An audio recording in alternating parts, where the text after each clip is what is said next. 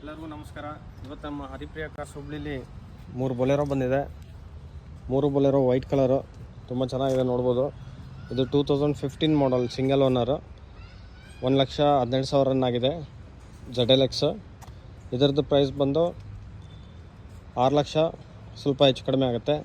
Next ಇದು 2017 ಮಾಡಲ್, second owner. ಇದು ZLX, ಇದು ಸೆಕೆಂಡ್ ಓನರು. ನೋಡ್ಬೋದು ಗಾಡಿ ಹೆಂಗಿದೆ ನೋಡ್ರಿ, ಗಾಡಿ ಚೆನ್ನಾಗಿದೆ. ಸೆಕೆಂಡ್ ಓನರ್ ಇದು, 2017 ಮಾಡಲ್. ಇದ್ರ ಪ್ರೈಸು 7,70,000, 75,000 ರನ್ ಆಗಿದೆ. ನೆಕ್ಸ್ಟ್ ಇದು 2023 ಮಾಡಲ್, BS6 ಸಿಂಗಲ್ ಓನರ್, 58,000 ರನ್ ಆಗಿದೆ.